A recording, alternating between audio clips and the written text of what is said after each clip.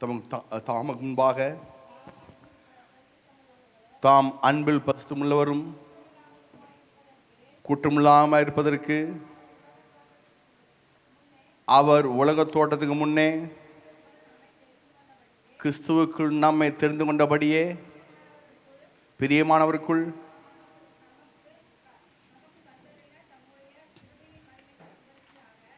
கிருபையின் மகிமைக்கு புகழ்ச்சியாக தம்முடைய தயவுத்தின்படியே நம்மை இயேசு கிறிஸ்து மூலமாய் தமக்கு சுவிகார புத்தராக்கும்படி முன்குறித்திருக்கிறார். ஆமென். பிதாவானவர் சுவிகார புத்தர் ஆகும்படி இயேசு கிறிஸ்து மூலமாய் உலக தோற்றத்துக்கு முன்பே ஒரு திட்டத்தை போட்டுவிட்டார். சுவிகார புத்தன் என்ன?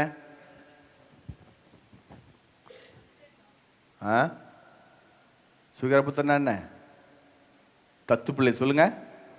ஆமா, தத்தெடுக்கும்படியாக பிதாவானவர் நம்மை தத்தெடுக்கும்படியாக புறஜாதியாக நம்மை அவர் தத்தெடுக்கும்படியாக உலகத் தோற்றும்பதாகவே ஒரு மாபெரும் திட்டத்தை அவர் போட்டு வைத்தார். அந்த திட்டத்தில் ஃபஸ்ட்டு நம்மை அவருக்கு முன்பாக அன்பில் பிரசுத்தமுள்ளவர்களும் குற்றமில்லாதவர்களாக இருப்பதற்காக ஒரு திட்டம். என்ன திட்டம்? அன்பில் பிரசுத்தமுள்ளவர்களும் குற்றமில்லாதவருமாய் இருப்பதற்கு ஒரு திட்டம்.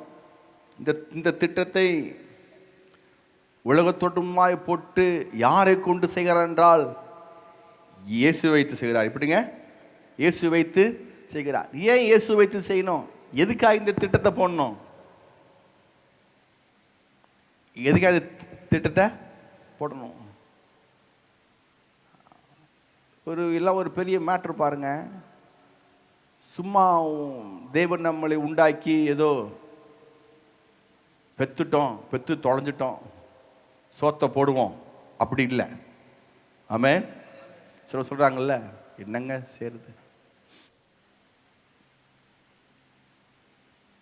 தலை விதி, தலை எழுத்து. வேதத்தில் எதுவும் தலைவிதி அல்ல, தலையெழுத்து இல்லை, எல்லாவற்றையும் அவர் திட்டம் பண்ணிவிட்டார். ஆமென். ஹல்லேலூயா. அப்போ ஏன் திட்டம் பண்றாரு? இதை ஏன் செய்தார்? கிருபையின் திரிவாசின் கிருபையின் மகிமைக்கு மகிழ்ச்சியாக. சொல்லுங்க. கிருபையின் கிருபையில் உள்ள மகிமையில புகழ்ச்சியாக. அதை இப்படி சொல்லலாம். எப்படி சொல்லலாம்? இன்னொரு மொழிபெயர்ப்பு இப்படி சொல்லுகிறது. அதாவது நாம் அவர் கிருபையை நினைத்து புகழ்ந்து பாடும்படியாக. நாம் அவருடைய கிருபையை நினைத்து புகழ்ந்து பாடும்படியாக.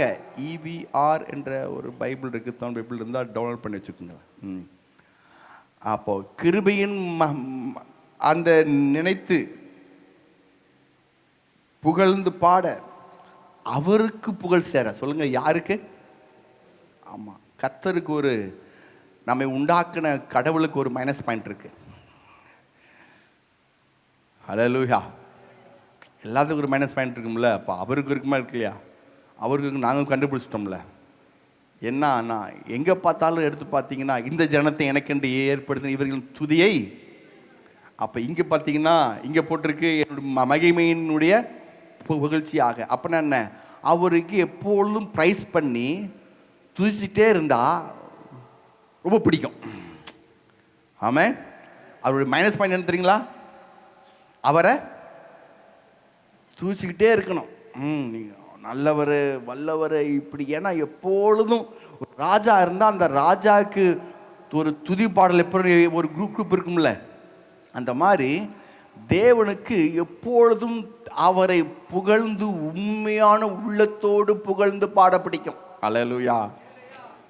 சில சொல்லுவாங்கள்ல, நல்லா கூவுறாண்டா, அந்த மாதிரி இல்லை. ஆமென். அப்படி கிடையாது. சும்மா காசுக்காக வாயில் 2 உதடுக்காக சொல்லுமே அப்படின்னு சொல்லி அப்படி இல்லை, உள்ளத்தினால சொல்லுங்க. அதனால தான் ஒர்ஷிப்பு ஏன் ஒர்ஷிப்பும் ஆவியிலும் ஏன் அது கனெக்ட் ஆகுதுன்னா, எங்கே இடத்துலலாம் ஒர்ஷிப் இருக்குதோ அங்கெல்லாம் அவன் பெரிய ஆளாயிருவான். ஹல்லேலூயா. பாருங்க, ஒர்ஷிப் பண்ணுற பசங்க, ஒர்ஷிப் பண்ணுற பிள்ளைங்க, ஒர்ஷிப் பண்ணுற காரியங்களில் இந்த ஒர்ஷிப்பில் வர மக்கள், இந்த ஒர்ஷிப் செய்கிற ஆள் இப்படி ஏகப்பட்ட பேர் இருக்காங்க பாருங்க. அப்போ யாரெல்லாம் ஒர்ஷிப் செய்கிறாங்களோ அவங்கெல்லாம் கர்த்தர் அவங்கள தன்னை போல மேலே வந்துடுவாங்க.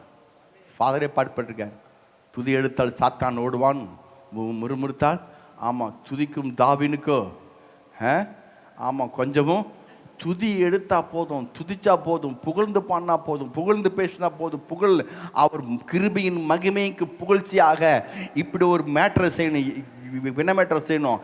இந்த பிள்ளைகள் எல்லாம் வேற மாதிரி போயிட்டாங்க. அதுக்கு ஒரு காரியத்தை நாமும் ஒரு திட்டம் செய்யணும். அந்த திட்டம் என்ன அப்படின்னா, யாரை கொண்டு செய்கிறாருன்னா இயேசுவை கொண்டு சொல்லுங்க, இயேசுவை கொண்டு செய்கிறார். இயேசு நம்மை பெற்றெடுத்தார், பிதா நம்மை தத்தெடுத்தார். ஆமென். இன்னைக்கு டாபிக்கு எப்படி தத்தெடுத்தார்னு சொல்லி நான் உங்களுக்கு 2-3 வாரம் சொல்லி கொடுத்துருக்கேன். பிதா நம்ம எப்படி தத்தெடுத்தார்னு. இன்னைக்கு நான் இயேசு எப்படி பெற்றெடுத்தார்னு சொல்லிட்டோம்னா அந்த 2-3 வாரம் பிரசங்கத்துக்கு இதுக்கு உங்களுக்கு ஜாயிண்ட் ஆயிரும். ஆமாம், இது பெரிய அதனால தான் நான் 2ஆவது ஸ்பீட் பண்ணிட்டேன். ஃபஸ்ட்டு அவர் தத்தெடுத்து எப்படின்னு சொல்லி நான் 2-3 வாரமாக உங்களுக்கு சொல்லி கொடுத்துட்டேன். இப்போ பெற்றெடுத்ததான் தத்தெடுக்க முடியும். இப்போ எப்படி பெற்றெடுக்கிறார் என்பதை நான் உங்களுக்கு சொல்லித்தர போகிறேன். ஆமாம், இது சிலுவையினால் தான் செய்ய முடியும். எப்படிங்க? சிலுவையில் தான் செய்ய முடியும். ஆமாம், இதற்கு முதல்ல எங்கே போகணுன்னா ஆதியாகமம். எங்கே போகணும்? ஆதியாகமம் 1ஆம் அதிகாரம் 1ஆம் வசனத்தில் இருந்து பார்த்தீங்கன்னா, ஆதியிலே தேவன் வானத்தையும், அதுக்கு என்ன சொன்னேன் ஃபஸ்ட்டே சொல்லி கொடுத்துருக்கேன். வானம்னா நீங்கள் பார்க்குற வானம் இல்லை, சொல்லுங்கள் நீங்கள் பார்க்குற. நான் டைம் கேட்டு உங்களுக்கு பதில் சொல்லக்குள்ள டைம் ஆயிடும், நான் டக்குன்னு போகணும். ஆமாம், டைம் இல்லை, 8:30க்கு முடிச்சாகணும். ஹல்லேலூயா. ஆமாம், முடிப்பானான்னு தெரில, முடிச்சிடலாம். ஆமே, அது நம்பி தான் ஃபஸ்ட்டு வந்திருக்கோம். Praise the Lord. வானத்தை பூமினா நீங்கள் பார்க்குற இந்த வானம் கிடையாது, ஹெவன் அண்ட் எர்த். சொல்லுங்கள், தமிழில் வந்து வானம் போயிட்டுங்க, இங்கிலீஷில் God created heaven and earth. வானத்தையும் பூமியும் பரலோகத்தையும் பூமியும் சிருஷ்டித்தார். ஃபஸ்ட்டு அவர் பரலோகத்தை சிருஷ்டித்தார், அப்புறம் பரலோக சிருஷ்டித்தை என்ன பண்ணார், அந்த பரலோகத்தை ஆளுகை செய்ய முடியாது. நல்லா கவனிங்க, பரலோகத்தை ஆளுகை செய்யும்படியாக பரலோகத்துக்கு எல்லா விதமான சொந்தக்காரனாய் அதுக்கு எல்லாவற்றுக்கும் அவர் தான் சொல்லி இயேசுவை, தன்னுடைய முதல் குமாரனாகிய இயேசுவை பரலோகத்துக்கு சொந்தக்காரனாக வைத்து விட்டார். ஹல்லேலூயா. இயேசுவாயு குமாரனை அங்கே பரலோகத்தில் வைத்து விட்டார். பூமியை உண்டாக்குனார் பாருங்க. பூமியை உண்டாக்கிட்டு என்ன பண்ணாரு, பூமியில் ஆதாம் ஒருத்தர் உண்டாக்குனாரு. சொல்லுங்க, யார் உண்டாக்குனாரு? ஆதாம் ஆதாமை உண்டாக்கிட்டு அவனை பூமிக்கு, பூலோகத்துக்கு, பூமிக்கு அவனை சொந்தக்காரனாக ஆளுகை செய்யும்படியாக 2வது மகனை, சரிங்களா, அவனை இங்கே வச்சுட்டார். ஹல்லேலூயா. தேவன் ஆதாமை மனிதனாக பார்க்கவில்லை. சொல்லுங்க, தேவன் ஆதாமை மனுஷனாக பார்க்கல. லூக்கா புஸ்தகம் 3ஆம் அதிகாரம் கடைசி வசனம் எடுத்து இங்கிலீஷில் எடுத்துக்கங்க. இங்கிலீஷ் எடுத்துக்கங்க. தமிழ் ஒருத்தர் வாசி, இங்கிலீஷ் எடுத்து வாசிங்க. லூக்கா புஸ்தகம் 3ஆம் அதிகாரம் கடைசி வசனம். லூக்கா 3 கடைசியா, லாஸ்ட். ஏனோக் சேத்தின் குமாரன், சேத் ஆதாமின் குமாரன். ஆதாம் யாரு? அதை அப்படி இங்கிலீஷில் வாசிங்க பார்ப்போம். மைக்கில் இல்லை, எடுத்து வாசிங்க, இங்கிலீஷில் வாசி சொல்லுங்க பார்ப்போம். அது அது எப்படி போட்டிருக்குன்னு. The son of Enos, the son of Seth, the son of Adam, son of the son of God. Son of Adam யார் அவன்? சன் ஆஃப் தேவனுடைய மகன். சொல்லுங்க. அவன் மனுஷனாக பார்க்கல, ஆதாமை தேவனுடைய மகனாக பார்த்தாருன்னு சொல்லி லூக்கா 3ஆம் அதிகாரம் கடைசி வசனத்தில் போட்டிருக்கு. ஆதாம் தேவனுடைய மகன். யாருங்க? ஆமாம். அங்கே ஒரு மகன் ஆளுகை செஞ்சார், இங்கே ஒரு மகன் ஆளுகை செஞ்சார். ஆமாம். அந்த மகன் பேர் என்ன? கர்த்தராகிய இயேசு கிறிஸ்து. இங்கே ஒரு மகன் இருந்தார், அந்த மகன் பேர் என்ன? சொல்லுங்க. யாரு? வெரி குட், பரவாயில்ல, சின்ன பிள்ளைங்க நல்லா தான் இருக்காங்க. இங்கே இருக்கிற மகன் பேர் ஆதாம், அங்கே இருக்கிற மகன் பேர் இயேசு. பரலோகத்தில் ஆளுகை செய்யும்படி இயேசு வச்சுட்டாரு, பூலோகத்தில் ஆளுகை செய்யும்படி ஆதாம் வச்சுட்டாரு. இப்போ எப்பொழுதும் ஒரு ராஜ்யம் என்றால் எப்படிங்க? எப்பொழுதும் ஒரு ராஜ்யம் என்றால் அந்த ராஜ்யத்தை அப்படியே வச்சுட்டு கூடாது, விஸ்தாரிப்பு செய்ய வேண்டும். எப்படிங்க? விரிவாக்க வேண்டும். அதனால தான் பரலோகம் ஒரு ராஜ்யம், பூமி அவருடைய ராஜ்யம். அதனால தான் சொல்லு, பரமண்டலங்கள் பிதாவே உம்முடைய ராஜ்யம் வருவதாக, பரலோகத்தில் செய்யப்படுவது போல பூலோகத்தில் உம்முடைய ராஜ்யம் செயல்படுவதாக. அப்போ ராஜ்யத்தை விஸ்தாரமாக்கணும். அந்த ராஜ்யத்தை விஸ்தாரமாக்கிறதுக்காக தான் பூமியை ஆதாம் கையில் கொடுத்து அவனை கடவுள் மகனாக வச்சு அவனுக்கு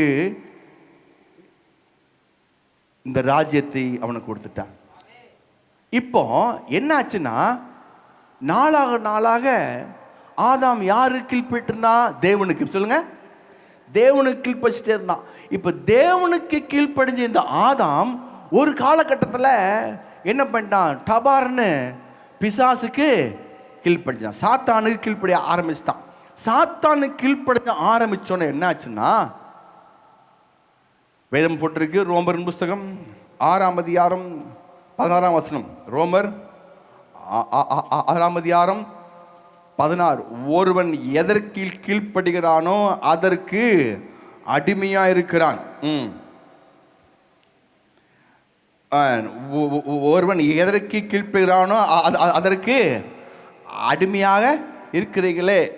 அப்போ அதற்கே அடிமையா இருக்கல என்று அறிவீர்கள் பவுல் சொல்றார். ரோமர் 6ஆம் அதிகாரம் 16ஆம் வசனம் 6:16. நான் வாசித்தேன் போதும். ஆமாம், வாசியாச்சுங்க. வீட்டில் போய் வாசித்துக்குங்க. ஹல்லேலூயா, ஆமென். அப்போது ரோமர் 6:16 குறித்து வச்சுக்கோங்க. ஒருவன் எதற்கு கீழ்ப்படுகிறானோ அதற்கு என்ன செய்கிறான்? அடிமையாய் மாறுகிறான். இப்போ ஆதாம் யாருக்கு ஃபர்ஸ்ட் கீழ்ப்படிந்திருந்தான்? தேவனுக்கு கீழ்ப்படிந்தான். அப்புறம் ஒரு காலகட்டத்துக்கு அப்புறம் யார் அவனை ஏமாத்திட்டா? சாத்தான். சாத்தான் ஏமாத்தணும்னு இப்போ யாருக்கு கீழ்ப்படி ஆரம்பிச்சிட்டான்?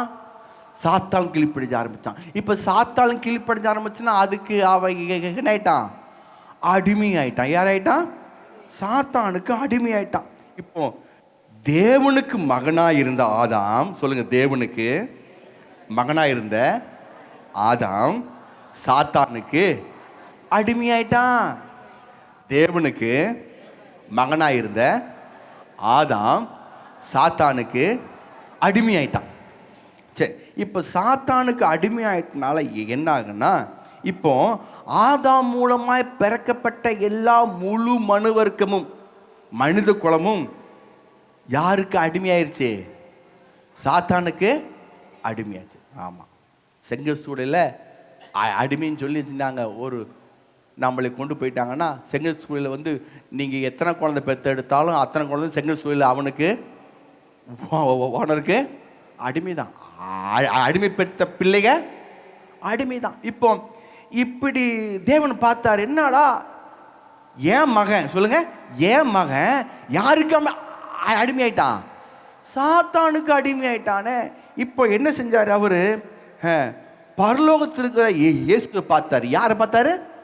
இயேசு பார்த்த. இயேசு பார்த்து சொன்னார், குமாரனே நீ என்ன செய்ய, பூலோகத்தில் ஒரு ஆதாம்ங்கிற ஒரு மகனை ஆளும்படி, பூமியை ஆளும்படி அவனை வச்சேன், என்னுடைய மகனை வச்சேன். அவனை என்னாச்சு? சாத்தானுக்கு கீழ்ப்படிஞ்சு அடிமையாயிட்டான். இப்போ நீ என்ன செய்ய? இந்த அடிமையான, இந்த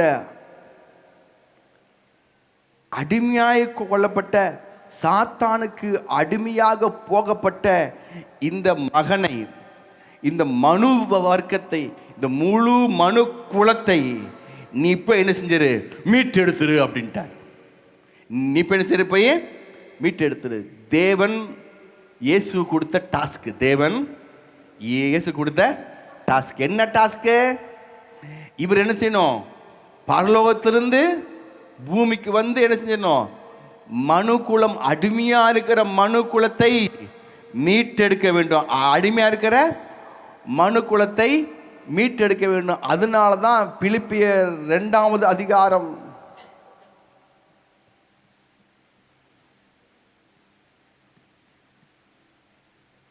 7வது வசனத்தில் போட்டிருக்கு. அவர் எப்படி வந்தார்னா, தம்மை தாமே வெறுமையாக்கி அடிமையின் ரூபம் எடுத்து. அடிமையின் ரூபம். ஏன் அடிமையின் ரூபம் எடுத்தாரு? எதுக்கு அடிமையின் ரூபம் எடுத்தாருன்னா, அடிமைக்கு பிறந்தா யார் ஆகணும், அடிமை தான் ஆகணும். அதனால தான் அடிமையின் ரூபத்தை எடுத்தார். இப்போ போதும், அடிமையின் ரூபத்தை அவரு எடுத்துட்டார். யார் எடுத்தா? இயேசு.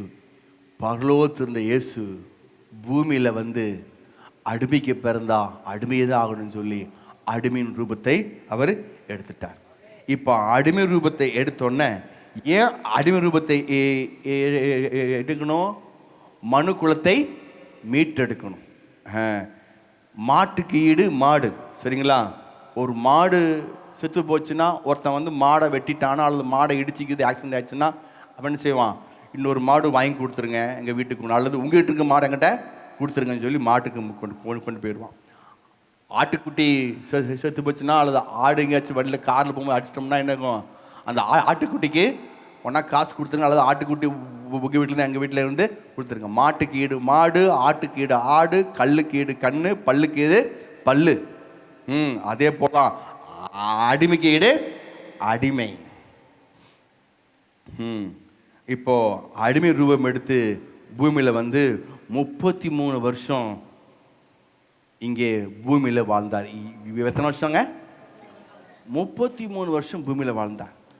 33 வருஷம் பூமியில் வாழ்ந்து இப்போ இந்த மனு குலத்தை மீட்டெடுக்கிற நேரம் வந்து விட்டது. இப்போ என்ன செய்யணும்? மனு குலத்தை மீட்டெடுக்கிற நேரம் வந்துருச்சு. எனக்கும் 8 மணி ஆயிடுச்சு, 1/2 hour முடிக்கணும். எனக்கு நேரம் வந்துருச்சு. ஆமென், ஹல்லேலூயா. மனு குலத்தை மீட்டெடுக்கிற ஒரு நேரம் வந்துருச்சு. இப்போ நேரம் வந்தோன்னா என்னாச்சு? ஆட்டோமேட்டிக்காக இயேசு கரெக்டாக அந்த நேரத்துக்கு, ஏசாயாவின் புஸ்தகம் 53வது அதிகாரம் 10வது வசனத்தில் போட்டிருக்கு, அந்த நேரத்தில் அவர் கரெக்டான ஒரு காரியத்தை பிதா செய்கிறார். எடுத்து வாசிங்க 53, ஏசாயா 53:10. கர்த்தரோ அவரை நொறுக்க சித்தமானார். கர்த்தர் என்ன செஞ்சாருங்க? அவரை. ஏங்க அவரன் நொறுக்கு சித்தமாகணும்? ஏங்க கர்த்தர் அவரன் நொறுக்கு சித்தமாகணும்? மீட்டு சொல்லுங்க, எடுக்கணும் மீட். அப்ப இயேசுவை நொறுக்க சித்தமாயிட்டார்னா நாம் நொறுங்கி போவது அவருக்கு சித்தம் இல்லை. எனக்கா என் இயேசு நொறுக்கப்பட்டார், நெருக்கப்பட்டார், நொறுக்கப்பட்டார், நொறுக்கு சித்தமானார். அவரை பாடுகளுக்கு உட்படுத்தினார், அவரை பாடுகளுக்கு உட்படுத்தினார். அவருடைய ஆத்மா தன்னை குற்ற நிவாரண பலியாக. இப்போ ஆத்மா தன்னை எடுத்துங்க போதும், குற்ற நிவாரண பலியா. இப்போ இங்க குற்ற நிவாரண பலி சொல்லுங்க, அது என்ன பலிங்க? அப்போ பழைய ஏற்பாட்டில் அந்த காலத்தில் யூத முறையின் பிரகாரம் குற்ற நிவாரண பலி என்பது கடைசியான பலி. எப்படிங்க? கடைசி பலி. அப்போ ஃபர்ஸ்ட் பலி என்ன தெரியுங்களா?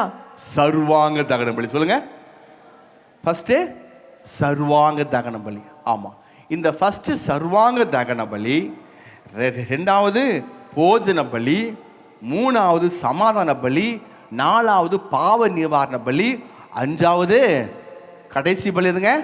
குற்ற நிவாரண பலி. இப்போ பழையற்பாட்டில் பிரகாரமாக அந்த காலத்தில் யூத முறை பிரகாரமாக ஏதாவது ஒரு பலி செலுத்த போகணுன்னா, நான் இன்னைக்கு சமாதான பலியை போய் செலுத்த போகிறேன் அப்படின்னா அவன் எடுத்துன்னு போய் என்ன செய்ய முடியாது? சமாதான பலியை செலுத்த முடியாது. ஃபர்ஸ்ட் என்ன பலி எடுத்துனவன்? சர்வாங்க தகன பலி செலுத்திட்டு அப்புறம் போஜன பலி செலுத்திட்டு 3வது பலி தான் இதுக்கு சமாதான பலி செலுத்தணும். சரிங்களா? இல்லைங்க நான் பாவ நிவாரண பலி செலுத்துறேன், இல்லை எடுத்துணும் பாவ நிவாரண பலி செலுத்த முடியாது. ஃபர்ஸ்ட் நீ என்ன செய்யணும்?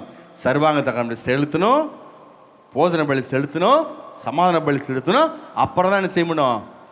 அப்போ ஏதோ ஒரு பலி செலுத்தினா லைனாக தான் செலுத்த முடியும். ஆமென். இப்போ இயேசு கடைசி பலி குற்ற நிவாரண பலி. ஒவ்வொரு பலிக்கும் பலி பிரமாணம் உண்டு, பலி பிரமாணம் உண்டு. அப்போ ஒவ்வொரு பலிக்கும் கிட்டத்தட்ட ஒரு 12 பிரமாணம் உண்டு. எப்படிங்க? 12 பிரமாணம் உண்டு. அப்போ இயேசு என்ன பண்ணாரு? எடுத்தோடனே அவர் இந்த பலியை இங்க போட்டிருக்கு, திரியவாசிங்க. கர்த்தர் அவர் 100 சுத்தமான அவர் பாடு உட்படுத்தினார், அவருடைய ஆத்துமா தன்னை குற்ற நிவாரண பலியாக ஒப்பு கொடுக்கும் போது, தன்னை குற்ற நிவாரண பலியாக. அப்போ ஒருத்தர் பலியாக வேண்டும் என்றால் கடைசி பலினா ஃபர்ஸ்ட் எந்த பலிக்கு போனோம்? வெரி குட், சொல்லுங்க. எந்த பலிக்கு போனோம்? சாமி இவங்களுக்கே பிரச்சனை இல்லாமனால உற்சாகமா இருக்காங்க பசங்க. ஆமே. ஃபர்ஸ்ட் என்ன செய்யணும்? சர்வாங்க தகன பலிக்கு போகணும். இப்போ சர்வாங்க தகன பலினா என்ன? சர்வ அங்கத்தையும் என்ன செய்யணும்? சந்து சந்தா வெட்டி, இப்படிங்க சந்து சந்தா வெட்டி அப்புறம் பலி செலுத்தணும். இப்போ சர்வ அங்கத்தையும் என்ன? முழு சரீரத்தையும் சந்து சந்தா வெட்டி பலி செலுத்தணும். அப்போ 12, 13 அந்த ஒரு முறை இருக்குது. லேவியராகமத்தில் எடுத்து நீங்கள் வாசித்தீங்கன்னா சமயம் இல்லை, ஒவ்வொரு அதிகாரமும் ஒவ்வொரு பலி சொல்லும். சரிங்களா? லேவியாரமும் முதல் அதிகாரத்தை எடுத்து பார்த்தீங்கன்னா அங்கே சர்வாங்க தகன பலி போட்டிருக்கோம். 2வது அதிகாரம் போனீங்கன்னா போஜன பலி போட்டிருக்கோம். 3வது அதிகாரம் போய் படிச்சிங்கன்னா அங்கே சமாதான பலி போட்டிருக்கோம். 4வது அதிகாரம் பார்த்தீங்கன்னா பாவ நிவாரண பலி போட்டிருக்கோம். 5வது அதிகாரம் பார்த்தீங்கன்னா லேவியராகம் படித்து தூங்கிடுறாங்க, ஏன்னா அவங்களுக்கு புரியாது. ஹல்லேலூயா. ஏங்க தூங்கிட்டீங்கன்னா லேவியராகம் படித்தங்க பாஸ்டர், தூங்கிட்டேன் பாஸ்டர், ஏன்னா அவங்களுக்கு இதெல்லாம் புரியாது. அப்போது இந்த லேவியராகத்தில் பலி, சொல்லுங்கள், லேவியராகத்தில் பலி, இந்த பலி மிக மிக முக்கியம். இந்த பலியை இயேசுவோடு ஒப்பிட்டு பார்த்தா தூக்கம் வராது. ஹல்லேலூயா. ஆமாம். இப்போ இந்த ஸ்டடி கொடுக்கும்போது நீங்கள் படிச்சிங்கன்னா அப்பா அப்படின்னு இருக்கும். இப்போ இந்த பலி பிரமாணத்தை பார்த்தீங்கன்னா அங்கே போட்டிருக்கு, ஃபஸ்ட்டு தகன பலி எடுக்கணும் அப்படின்னா லேவியராகத்தில் போட்டிருக்கு. வாசிக்க டைமில் 1 வயதுள்ள ஆட்டுக்குட்டி, சொல்லுங்கள், 1 வயதுள்ள ஆட்டுக்குட்டி. அந்த ஒரு ஆட்டுக்குட்டிக்கு 1 வயசுக்கு எப்படி இருக்கணும்? ஆமாம், அதாவது 1 இயர் ஓல்டு, சொல்லுங்கள், 1 இயர் ஓல்டு. ஆமாம், தமிழில் 1 வயதான ஆட்டுக்குட்டி எடுத்துன்னு போட்டிருக்கு. அது நீங்கள் செய்யணும், ஒரு வயதான ஆட்டுக்குட்டி இல்லை, அதனால் ஒரு வரையான ஆட்டுக்குட்டினா கிளவு ஆட்டுக்குட்டி, கெல்ட்டு ஆட்டுக்குட்டின்னு போயிடும். அப்போ இதுங்க 1 வயது. அப்போனா என்ன அர்த்தம்? இளம், எப்படிங்க, நன்றாக அடுத்த சந்ததியை பிறக்கத்தக்கதான ஒரு இளம் வயதுள்ள ஆட்டுக்குட்டி எடுக்க வேண்டும். அந்த ஆட்டுக்குட்டி என்ன செய்யணும்? அது தகன பலிக்குள்ளே போகும்போது சந்தாக கிழிக்கப்பட வேண்டும். இயேசு தகன பலியாக இப்படி தான் தன்னை ஒப்பு கொடுத்தார். அவருடைய சரீரம் சந்து சந்தாக கிழிக்கப்பட்டது. சந்து சந்தாக. ரோமர்கள் சிலுவையில் அறையப்படும் பொழுது, ரோமர்கள் சிலுவையில் அறையப்படும் போது சாட்டை எடுத்துன்னு செய்வாங்க, அடிப்பாங்க. சாட்டையில் அவங்க சாட்டையில் பார்த்தீங்கன்னா அவங்க ஒரு அந்த சாட்டையில் கைப்பிடி இருக்கும் பாருங்க, அந்த சாட்டையில் ஒரு கைப்பிடி இருக்கும். அந்த கைப்பிடியிலேருந்து நல்லா கற்பனை பண்ணிங்க, அந்த கைப்பிடிலேருந்து 9 கயிறு, எப்படிங்க 9 கயிறு என்ன செய்யும்? வரும். நான் நல்லா நல்லா கற்பனை பண்ணிக்கங்க. ஒரு கைப்பிடி இருக்கும், சொல்லுங்கள், ஒரு அந்த கைப்பிடிலேருந்து எத்தனை கயிறு வரும்? 9 கயிறு கீழே இருக்கும். ஆமாம், அந்த 9 கயிறு கீழே இறக்கும் போது அந்த கீழே 9 கயிறு கீழே அந்த லாஸ்ட் மலையில் பாறை எப்படிங்க, கற்பாறையில் உடைக்கப்பட்ட கல், எப்படிங்க, கற்பாறையில் உடைக்கப்பட்ட சின்ன சின்ன சின்ன கல் இருக்கு பாருங்க, அது கூர்மையான கல்லை அந்த 9 கைப்பிடிக்கையில் அந்த கல்லை டைட்டாக கட்டிடுவாங்க. ஆமாம், யூத முறை பிரகாரம் யாராச்சும் அவங்க அடிக்கணும் அப்படின்னா அந்த கல் தான் கட்டுவாங்க. ஆமாம், சரிங்களா? மற்ற ஆள் அடிக்கணும்னா யூதர் இல்லாமல் மற்ற ஆளுன்னா இரும்பு கொக்கியை கட்டுவாங்க. எப்படி? இரும்பு கொக்கியை வேற ஆள் கட்டுவாங்க. ஆமாம், யூதனுக்கு மட்டும் என்ன செய்வாங்க?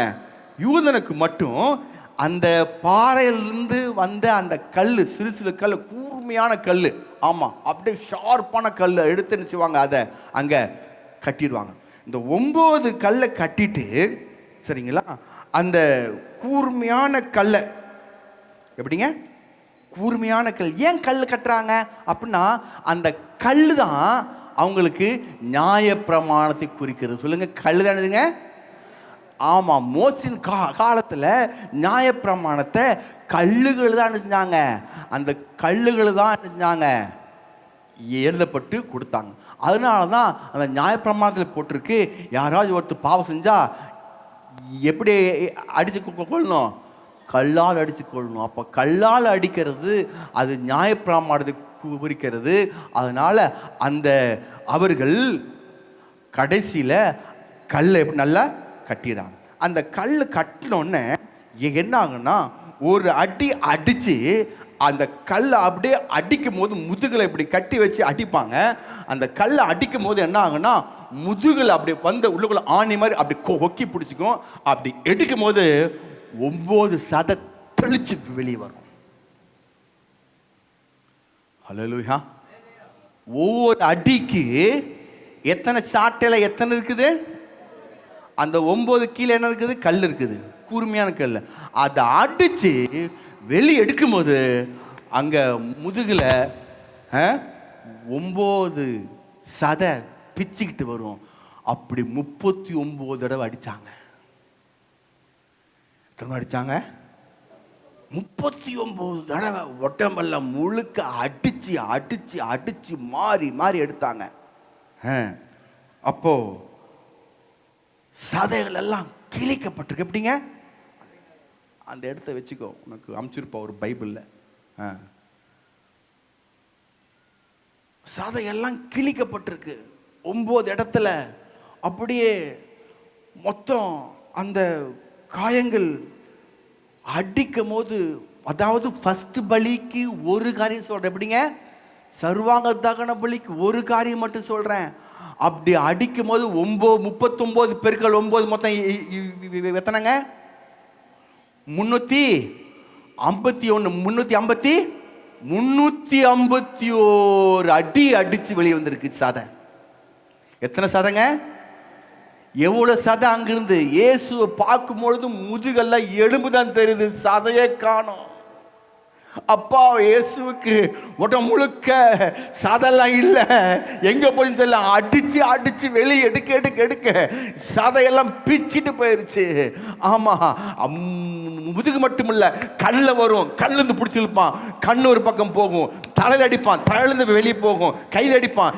39 தடவை எங்க கை காலு ஒட்டும்பு எங்கெங்கெல்லாம் அவனுக்கு அது வருதோ அதெல்லாம் வச்சு வச்சு மேலே தூக்கிட்டே இருப்பான். 39 பெருக்கல் 9 351 முறை. எப்படிங்க? 351 முறை. 300 அவர் சாரத்தில் 351 காயங்கள். அது மட்டும் இல்லாம 2 கையிலையும் ஆணி அடிச்சு 351. இங்க 2 எவ்வளோச்சுங்க? 353. காலில் 2 எத்தனை? 355. விழால ஒன்று எத்தனை? 356. சிரசில் ஒவ்வொரு காரியமும் அடிக்கும் போது பார்த்தீங்கன்னா 360. எப்படிங்க?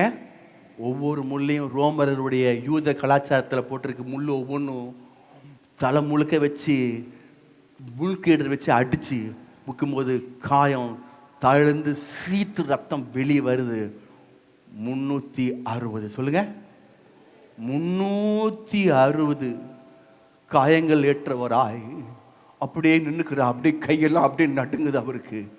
ஏன் இப்படிப்பட்ட காயங்கள்? 360 காயங்கள் என்றால் யூதனுடைய நாள் காட்டில அவங்களுக்கு 360 நாள் தான் இருக்குது. ஆமென். நம்முடைய நாட்காட்டில 365 நாள், அதாவது ஒரு வருஷம் முழுக்க நீங்களும் நானும் நலமாயிருக்கும்படி, ஒரு வருஷம் முழுக்க நீங்களும் நானும் சுகமாயிருக்கும்படிக்கு அவர் அங்கே 360 காயங்களை பட்டவராய் சிலுவைக்கு போனார். நீங்களும் நானும் வியாதியா இருக்க முடியாது, வியாதியா இருக்க கூடாது என்றால் ஒவ்வொரு நாளும் ஒவ்வொரு அடி அவருக்கு. ஹல்லேலூயா.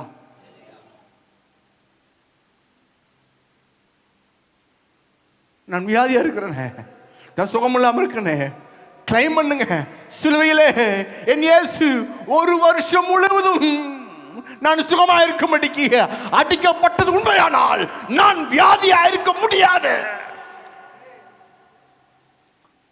ஹல்லேலூயா. வியாதியா இருக்க கூடாது. ஒவ்வொரு நாளுக்கும் ஒவ்வொரு அடி. ஹல்லேலூயா. அது மட்டுமல்ல, என் தேவனாகிய இயேசு, யூதர்கள் சொல்கிறார்கள், வேத வல்லுநர்கள் சொல்கிறார்கள், உலகம் உருண்டை எத்தனை டிகிரி இருக்குது? 360 டிகிரி. சொல்லுங்க, 360 டிகிரின்னு போட்டிருக்கு. இந்த உலகத்தில் நீங்கள் எந்த டிகிரியில் எங்கே இருந்தாலும், 360 டிகிரியில் நீங்கள் எங்கே இருந்தாலும் சரி, அங்கே நீங்கள் சுகமாய் வாழ முடியும். ஹல்லேலூயா. உலகத்தில் நீங்கள் எந்த பகுதியில் இருந்தாலும், எந்த ஊரில் இருந்தாலும், எந்த நாட்டில் இருந்தாலும், என் இயேசு அவர் பட்ட காயத்தினால நீங்கள் சுகமாயிருக்க முடியும். நீங்கள் என்ன செய்ய முடியும்? சுகமாயிருக்க முடியும்.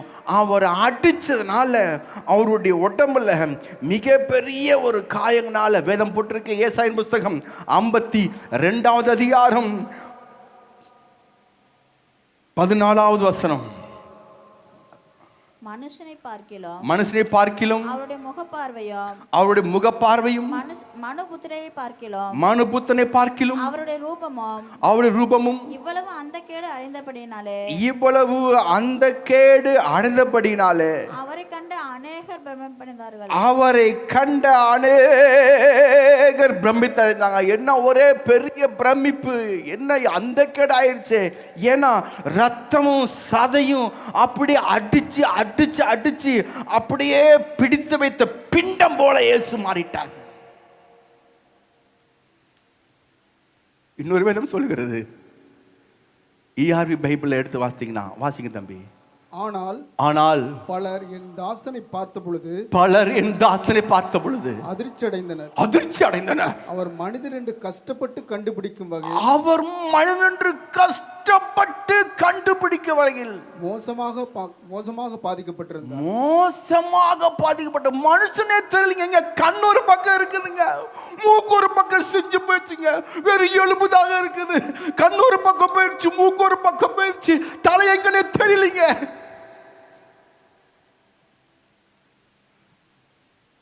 எந்த சதை எங்கன்னு தெரியல, எங்க எதிர்க்குன்னு தெரியல, எந்த இடத்துல எதிர்க்குன்னு தெரியல.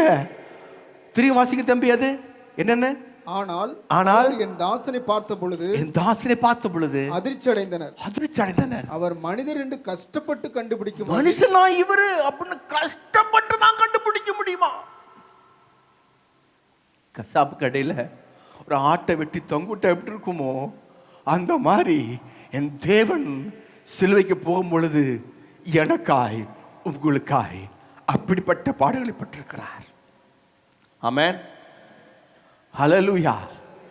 ஏன் நீங்களும் நானும் நன்றாக இருக்க முடியாது? ஹல்லேலூயா. பணம் இல்லையா, சுகம் இல்லையா, ஆரோக்கியம் இல்லையா, குடும்ப பிரச்சனை இருக்குதா, சிலுவையை கைன் பண்ணு. சிலுவையில் இயேசு நான் நன்றாக இருக்க முடியாது, வாழ்ந்து செழிக்க முடியாது, ரத்தம் சதயமாக ஒரு பிண்டமாக கண்டுபிடிக்க முடியாதவளுக்கு ஆனாரே அந்த இயேசுவின் ரத்தம் இன்றைக்கு என்னுடைய காரியங்களிலிருந்து என்னை விடுதலையாக்குவதாக. ஷாகாடாம் தோபானா அந்தேனி.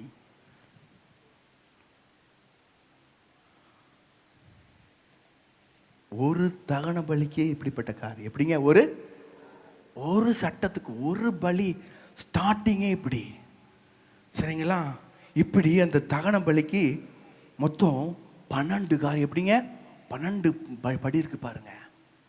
முதல் படிக்கு ஆள் அப்படி கலண்டு போயிட்டார், ஒண்ணுமே செய்ய முடியல. அப்படியே கைகள்லாம் நடுங்குது. எது கையினே தெரியல, வெறும் விரல் மட்டும் இருக்குது. எல்லா விரலும் நரம்பெல்லாம் அப்படி ரத்தத்தோடு அடிச்சு இழுக்கும் போது நரம்பெல்லாம் பிஞ்சு அங்கங்க ரத்தம் வடிஞ்சுக்கிட்டே இருக்குது. எந்த நரம்பு எங்க போகணும்னு தெரியல. சதை வந்துருச்சு. அடுத்து 363 அடிக்கும் போது அடுத்து என்ன இருக்குது? சதைக்கு அப்புறம் நரம்பு தான் இருக்கு. நரம்பு வந்துருச்சு வெளியே. நரம்பு அப்படி ரத்தமாய் ஊற்றுது. வெள்ளைக்கடா ரத்தம் ஊற்றுது. வெளியேறப்பட்ட ரத்தம். சொல்லுங்க, ரத்தம் ஊட்டப்பட்ட ரத்தம். ஒரு ஆள் தாங்க முடியல. சிலுவைக்கு போகும் பொழுது தேவ சாயலாயிருந்த இயேசு அப்படி எப்படிதான் இருங்க? தேவ சாயலாயிருந்த இயேசு மனித சாயலாய் வந்தாரு. மனித சாயலாய் வந்தவர் சிலுவைக்கு போகும்போது எந்த சாயலும் தெரியல. அவர் பார்க்கத்தக்க ரூபம் அவருக்கு இல்லா இருந்தது. மனுஷனே என்று சொல்ல முடியாதபடி, இது எந்த சாயலும் தெரியல, சாயல இல்லாதபடி, உருவமே இல்லாதபடி ஆகிட்டாரு.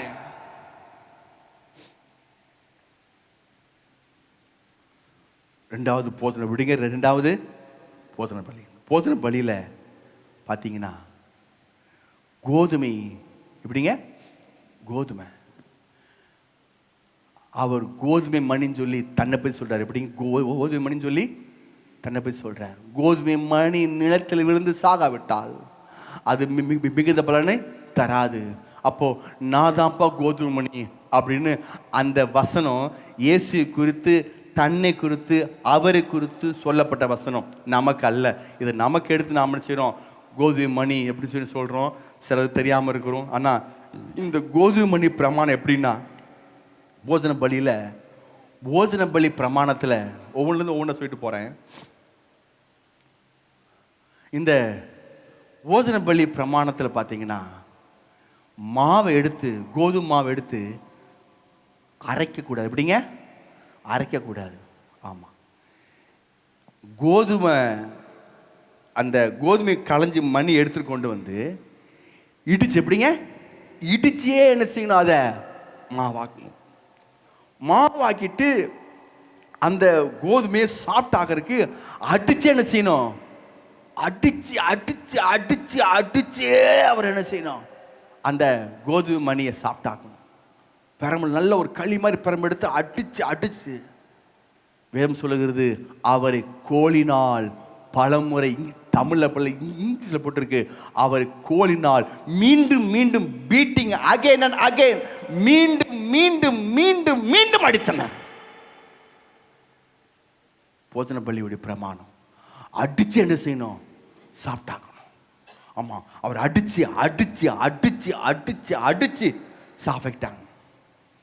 இப்படி அடுத்தே கோதுமையை சாப்பிட்டாக்கி அதுக்கப்புறம் சிலுவைக்கு போனார். இப்படியாக ஒவ்வொரு பலியும், எப்படிங்க? ஒவ்வொரு பலியும் போயிட்டு இருக்குது. தகன பலி, போஜன பலி, சமாதான, எப்படிங்க? சமாதான பலியில் திராட்சை ரசத்தை பிழிஞ்சு, எப்படிங்க? பிழின்னு பாருங்க. ஆமாம், அதை பிழிகிற போல அதை அந்த மிஷினில் போட்டு பிழியக்கூடாது.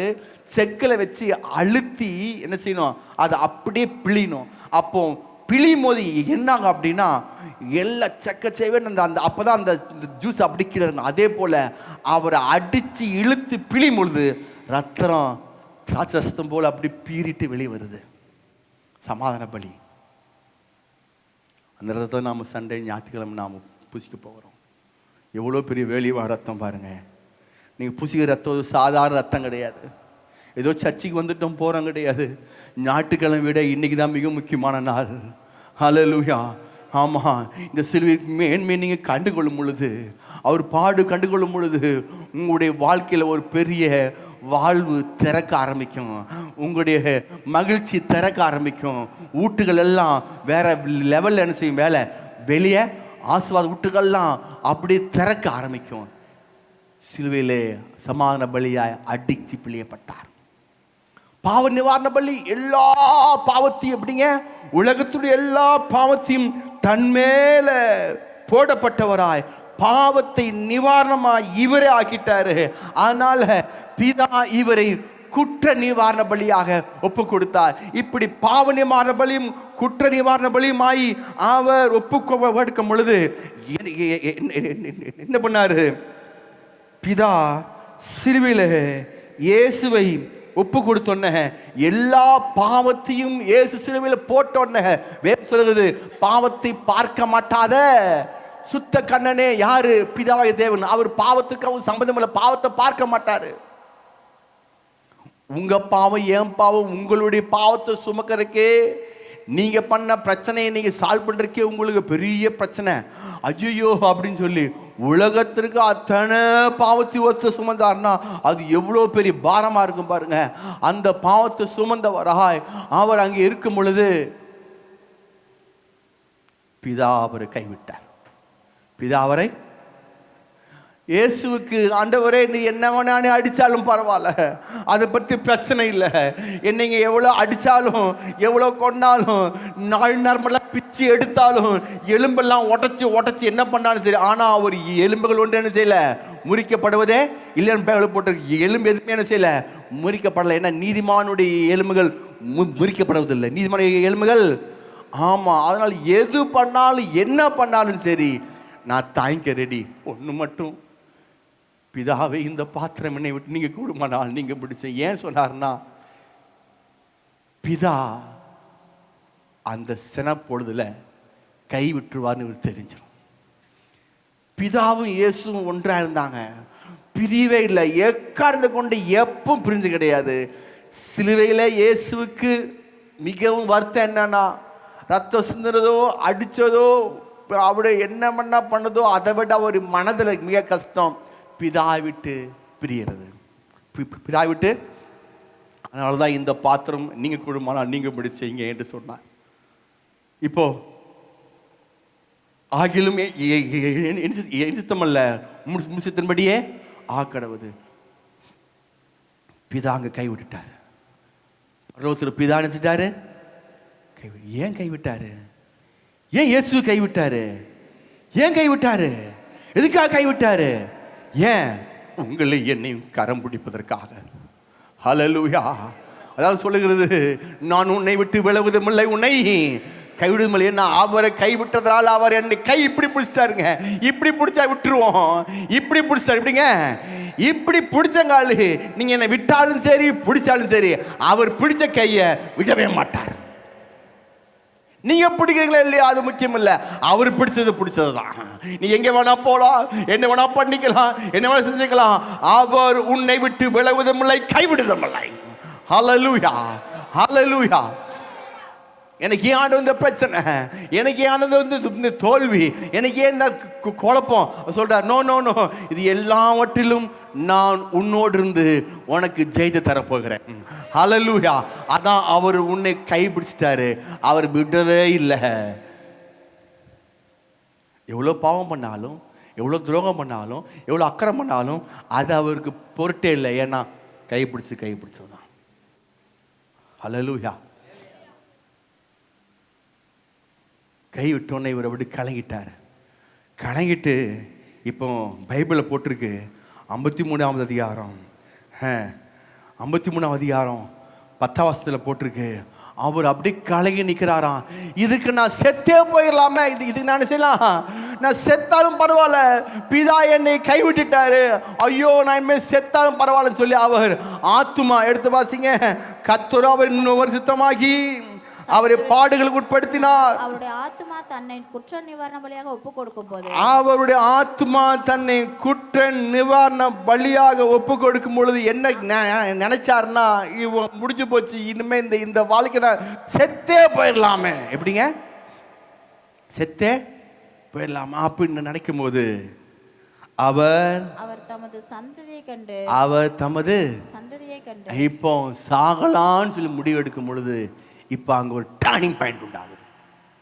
என்ன உண்டாகுதுங்க?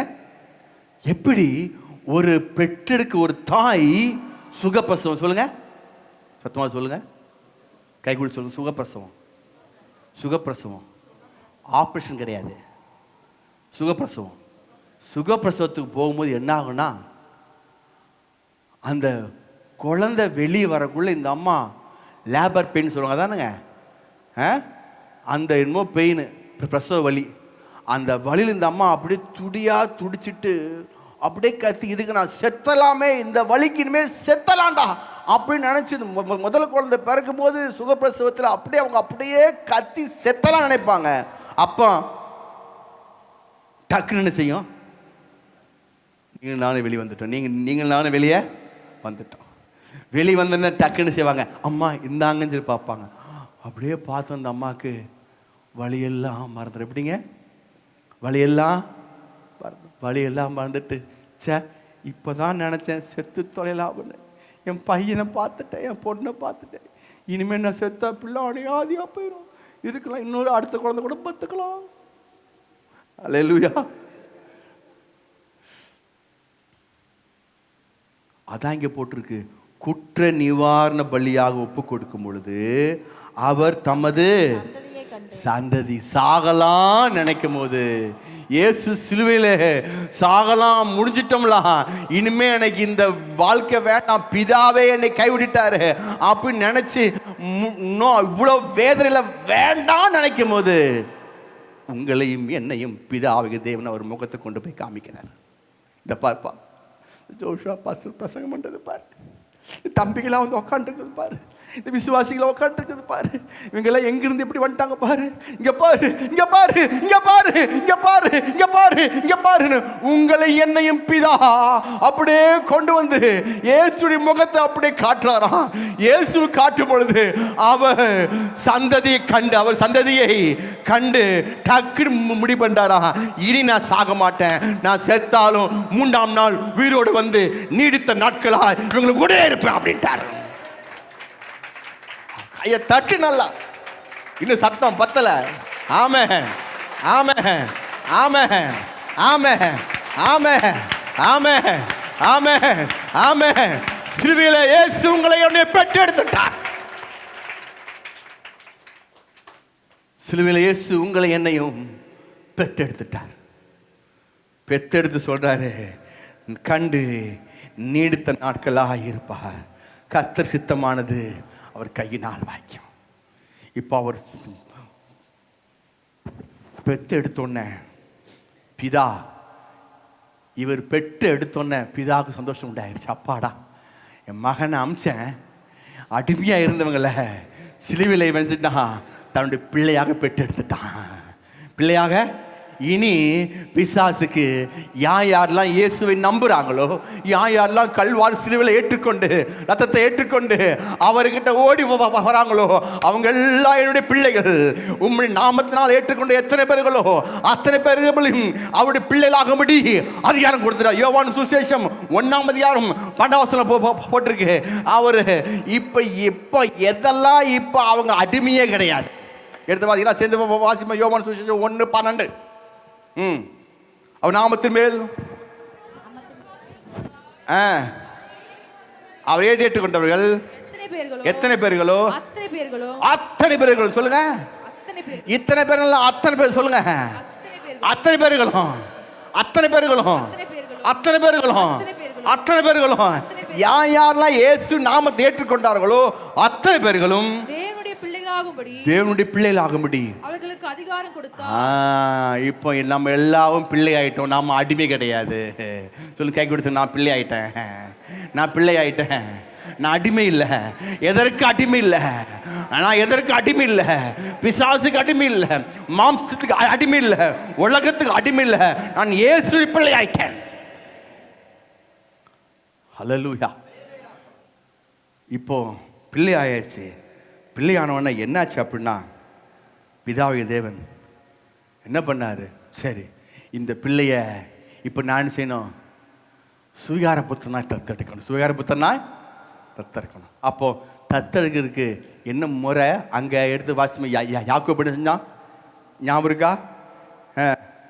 யாக்கோபின் புஸ்தகம்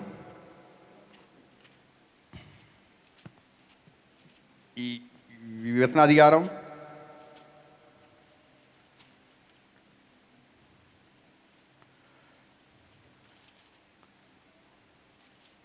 45ஆம் அதிகாரம் 45. உம்முடைய கையை வச்சு அப்படி என்ன பண்ணார்? வாசிங்களா இருக்குதா? நானே சொல்லி வழிட்டுமா? மனாசே, எப்ராயிம்.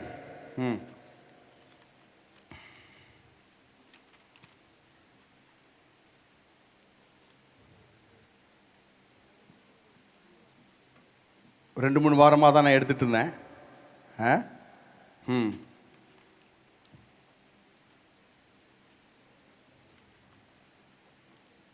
கையை என்ன செஞ்ச அவங்க வச்சு யாக்கோப் யோசேப்பு பெற்ற பிள்ளைகள் எப்படிங்க? யோசேப்பு பெற்ற பிள்ளைகளை அவர் தனக்கு எப்படிங்க? தனக்கு பிள்ளையாக மாற்றினார். ஆதியாகமம் 48 அதிகாரம் 5 48:5. நான் உன்னிடத்தில் எகிப்துக்கு வரும் முன்னே உனக்கு தேசத்தில் பிறந்த உன் 2 குமாரும் என்னுடைய. இப்ப யார் சொல்றாரு? யோசேப்பு பெற்றெடுத்த பிள்ளைகளை யாக்கோபுன்னு சொல்றாரு. பாவ உலகத்துல எகிப்துல அந்த 2 பிள்ளைகளை பெற்றெடுத்தியே, பாவத்துல பாவ உலகத்துல பெற்றெடுத்த அந்த 2 பிள்ளைக இப்போ என்னுடைய பிள்ளைக. ஹல்லேலூயா. யோசேப்பு பாவ உலகத்துல எகிப்து நின்ற பாவ உலகத்துல பெற்றெடுத்த பிள்ளைகளை யாக்கோபு, யோசேப்புடைய தகப்பன் யாக்கோபு தனக்கு தத்து பிள்ளையாய் மாட்டி தன்னுடைய பிள்ளையாய் மாற்றினது போல இயேசு என்ன பண்ணாரு? பெற்றெடுத்தவர்களை பிதா அவருக்கு தத்து பிள்ளையாய் மாட்டினார். எப்படி மாட்டினாரு? எப்படி யாக்கோபு தலைமையில கை வச்சு 2 பேர்த்தையும் தலைமையில கை வச்சு ஆசீர்வதிச்சு ஜெபிச்சாரோ, அதே போல பிதாவிய தேவன் நம்முடைய தலைமையில கை வச்சாரு. தலைமையில கை வச்ச என்னாகும் சொல்லியிருந்தேன்? பசுத்த ஆவியானவர் இறங்கி வருவார். எப்பெல்லாம் தலைமையில கை வைக்கிறாங்களோ அப்பெல்லாம் மோசேக்கு யோசுவா தலைமையில கை வச்சோன்ன யோசுவாக்கு ஞானமும் ஆவியும் வழிநடத்தில் உள்ள ஆவியும் அவனுக்கு கிடைத்தது போல பவுல் ஒரு சபைக்கு போய் நீங்கள் பசாய்ப்பிட்டலன்னு சொல்லி அவர் தலைமையில கை வச்சோன்ன அவர்கள் அந்நிய பாஷை பேசி அவர்கள் பஸ்தாவியை அப்போ 19 பார்க்கணும். அப்போ தலைமையில கை வைக்கும் பொழுது அபிஷேகத்தை பெற்றுக்கொண்டு அந்நிய பாஷை பேசி அந்த இடத்துல ஒரு பெரிய பவர் ரிலீஸ் ஆகுது போல தலைமையில பிதா நம்முடைய தலைமையில கை வச்சதுனால நாம் அபிஷேகத்தை பெற்றுக்கொண்டு அந்நிய பாஷை பேசி அவருடைய தத்து பிள்ளைகளாய் மாறிட்டோம். இயேசு சிலுவையில் பெற்றெடுத்த பிள்ளைகளை பிதா தமக்கு சுவிகார புத்திரனாய் தத்து பிள்ளையாய் மாட்டினார். ஏன் மாட்டினார்னு ரோமர் 8 வசனங்களில் இந்த வாரம் உங்களுக்கு ஏன் மாற்றினார், எதுக்கு மாற்றினார் சொன்னேன். திரும்பி இந்த வாசல் அது கீழே என்ன செய்ய நம்ம போவோம். ஹல்லேலூயா. அப்போ இதெல்லாம் பண்ணார்ல, எப்படி பண்ணாரு, எந்த விதத்தில் பண்ணாரு, ஏன் பண்ணாரு அப்படின்னா, ஏதோ திடீர்னு காத்தடிச்சுட்டு வந்து நீங்கள் செய்யல உக்காரல. லூக்காயின் புஸ்தகம் 22 அதிகாரம் லூக்கா 22 எடுத்து வாசித்தீங்கன்னா அங்க போடப்பட்டிருக்கு, முன் தீர்மானிக்கப்பட்டபடியே. சொல்லுங்க, தீர்மானிக்கப்பட்டபடி சொல்லுங்க, சத்தமா சொல்லுங்க. தீர்மானிக்கப்பட்டபடியே சத்தமா சொல்லுங்க. தீர்மானிக்கப்பட்டபடியே மனுஷகுமாரன் போகிறார். இப்போ இதெல்லாம் எப்படி நடக்குது? எதுங்க? முன்கூட்டியே தீர்மானிக்கப்பட்டபடி எல்லாம் நடக்குது. ஆனா பார்க்கும்போது இப்படி ஆகி போச்சுன்னு சொல்லி வருத்தமா இருக்கும். இப்படி நடக்குது, இப்படி அடிக்கிறாங்களே, கண்ணு இல்லை ஒன்றும் இல்லை, இப்படி ஆகி போச்சு, என் இயேசு இப்படிப்பட்ட கஷ்டப்படுறாரு ஏன்னு ஒன்று புரியாம அப்படியே இயேசுடைய காரியங்களை அப்படியே நினைக்கும் போது ரொம்ப குழப்படியா இருக்கும். இந்த இயேசுக்கு அவனுங்களுக்கே குழப்படி, நீ கிறிஸ்துவானால் இறங்கி வா, அவனுக்கு என்ன செய்யுங்க குழப்படி. இப்போ கணத்துல அரைஞ்சு யாருன்னு சொல்லு, அடிச்சு சொல்றான். இயேசு கிட்ட இருந்துச்சுன்னா கணத்துல அரைஞ்சு யாருன்னு சொல்லு, யார் அடிச்சா சொல்லு அப்படிங்கிறான். ஏன்னா அவனுக்கு இதெல்லாம் ஒரு ஒரு ஒரு கேலி பொருளா, ஒரு நக்கலா, கிண்டலா இருந்துச்சு. ஆனா பரலோகம் போறது இதெல்லாம் செய்வேன்னு முன்னாடி தீர்மானிக்கப்பட்டிருக்கு. நீ அடிப்பேன்னு தெரியும், நீ இறங்கி வான்னு சொல்லுன்னு தெரியும். ஆனா எனக்கு வான்னு சொன்ன வந்திருந்தா இன்னும் சபை இருந்திருக்காது. அல்லேலூயா. நல்ல வேளைக்கு அவர் கீழே இறங்கி வரல. ஆமே. அதனால தான் உங்களை எண்ணி சிலுவையில் கொண்டு போல. நம்ம சிலுவைக்கு யாரை கேட்டு இப்போ வந்துடும் பாரு, நாம கீழே இங்கே வந்திருப்போம். நல்ல வேளைக்கு நமக்கு சிலுவையில் கொண்டு போகல. நமக்கு அந்த சிலுவை கிடையாது. சொல்லுங்க, நமக்கு எந்த சிலுவை? நமக்கு எந்த சிலுவை? அதுவும் தெரியாதா? இந்த வாரம் தான் சொல்லி கொடுத்தேன். நமக்கு என்ன சிலுவை? பாடுகள். சொல்லுங்க, பாடுகள் சிலுவை கிடையாது. நமக்கு நன்மை செய்து பாடு அனுப்பது சிலுவை. விடுங்க. ஆமா, அவருக்கு சிலுவை பாவத்தினால வந்த பாடுகள் சிலுவை, நமக்கு நன்மை செய்கிற ஒரு சிலுவை. நன்மை செஞ்சா தப்பா சொல்லுவாங்க, பரவாயில்ல. ஆமே. அப்போ சிலுவையில் அவர் இதெல்லாம் பண்ணது, எல்லாம் செஞ்சது முன் தீர்மானிக்கப்பட்ட. சொல்லுங்க, தீர்மானிக்கப்பட்டபடி. சொல்லுங்க, என்னங்க? தீர்மானிக்கப்பட்டபடியே. தீர்மானிக்கப்பட்டபடியே எல்லாம் நடக்குது. தீர்மானிக்கப்பட்டபடி எல்லாம் நடக்குது. உங்களுடைய வாழ்க்கையில தேவன் தீர்மானிக்கப்பட்டபடியே உங்க குடும்ப வாழ்வு, பிசினஸ், சபை எல்லாம் அவர் தீர்மானிக்கப்பட்டபடியே நடந்து கொண்டிருக்கிறது. நீங்க நம்பினாலும் சரி, நம்பாட்டினாலும் சரி, அதெல்லாம் முடிவு சம்பூர்ணமா இருக்கும், முடிவு நன்மையா இருக்கும், முடிவு மகிழ்ச்சியா இருக்கும். ஹல்லேலூயா. ஆனால் ஆண்டவரே, தீர்மானிக்கப்பட்டபடி சரிங்க, ஆனால் எனக்கு தாங்கத்தக்கதான காரியம் வேணுமே என்று சொல்லி இயேசு ஜெபிக்கும் பொழுது லூக்காவின் சுவிசேஷம் அதே தான். லூக்காவின் புஸ்தகம் 22ஆம் அதிகாரம் 43ஆம் வசனத்தில் அங்க ஒன்று பாடப்பட்டிருக்கு. அப்பொழுது வானத்திலிருந்து ஒரு தூதன் தோன்றி, அப்பொழுது வானத்திலிருந்து தூதன் தோன்றி அவரை பலப்படுத்தினார். எல்லாம் நினைச்சிருப்போமா? நல்ல இந்த வார்த்தை நல்லா வச்சுக்கோங்க. அப்பொழுது வானத்திலிருந்து ஒரு தூதன் தோன்றி அவரை பலப்படுத்தினான். உங்களுடைய ப்ராப்ளத்தை ஜெயிக்கத்தக்கதான வானத்திலிருந்து தூதன் தோன்றி உங்களை பலப்படுத்த முடியும். ஆமென். ஆண்டவரே, அவருக்கு ஒரு வானத்திலிருந்து தூதன் தோன்றி அவரை பலப்படுத்தினான். அந்த தூதன் யார்? அவர்தான் பரிசுத்த ஆவியானவர். ஹல்லேலூயா. உங்களை பலப்படுத்தும்படி தேவ ஆவியானவர் உங்களுக்குள்ள இருக்கிறார். ஹல்லேலூயா. இதே இளைத்தவனை இளைக்க பண்ணுகிற பரிசுத்த ஆவியானவர். ஹல்லேலூயா. இளைத்தவனை இளைப்பாற பண்ணுகிற. ஆமா, ரொம்ப இழைச்சி போயிருக்கீங்களா? ரொம்ப சோர்ந்து போயிருக்கீங்களா?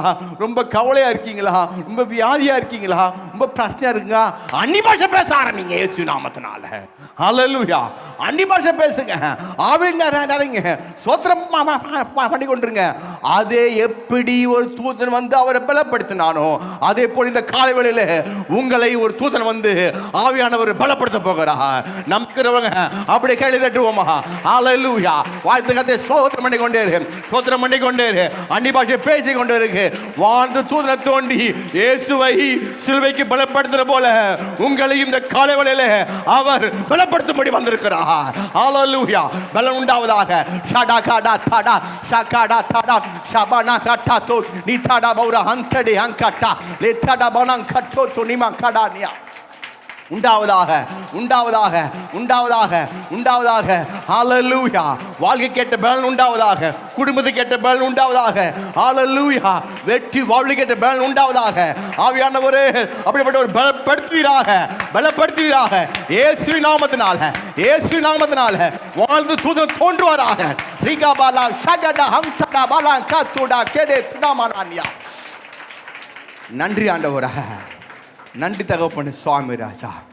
ஓ ரிபா நாமா நாங்கலா தரானி. அன்பின் பரலோக பிதாவே, உம்முடைய குமாரனாக இயேசு வந்திருக்கிற தகப்பனே சுவாமி, வானத்திலிருந்து ஒரு தூதன் தோன்றி பலப்படுத்துவது போல கர்த்தாவே, இந்த காலை வேளை தகப்பனே, சிலுவைக்கு போகும் முன்னே இயேசுவை பலப்படுத்துவது போல ஆண்டவரே, இந்த காலை வேளை தகப்பனே, எங்களுடைய போராட்டங்களை சந்திக்கும் முன்னே நாங்கள் தகப்பனே ஆவியானவர் நாங்கள் பலப்படும்படி கிருபை செய்யுங்க ஆண்டவரே. ஒவ்வொரு நாளும் ஆவியால் நாங்கள் நிரம்பி நிரம்பி அந்நிய பாஷை பேசி ஆண்டவரே ஆவினால் பலப்படும்படி கிருபை செய்யுங்க. பிசாசை ஜெயிக்கும்படி, மாம்சத்தை ஜெயிக்கும்படி, உலகத்தை ஜெயிக்கும்படி, இன்னல்கள் இக்கட்டுகளை ஜெயிக்கும்படி ஆவியானுடைய பலன்களுக்கு தகப்பனே நிறைவாய் உண்டாவதாக இயேசு நாமத்தினால. ஒவ்வொரு சரத்தின் மேலும், ஒவ்வொரு பிள்ளைகள் மேலும், சிறு பிள்ளைகள் முதல் பெரியவர் வரும்படி தகப்பனே உம்முடைய ஆவியான பலன் தகப்பனே வந்து இறங்கி பலமாய் அசைவாடுவதாக ஆண்டவரே. இந்த நாள் வந்தது நல்லதுன்னு சொல்லும்படி கிருபை செய்யுங்க. தேவன் எனக்காய் சிலுவையில் எப்படிப்பட்ட பாடுகளை பெற்று என்னை பெற்றெடுத்திருக்கிறார். தாய் உன்னை மறந்தாலும் நான் உன்னை மறப்பில்லை சொன்னீங்களே, உன்னங்கையிலே உன்னை நான் மறந்து வைத்திருக்கேன்னு சொன்னீங்களே, நீ என்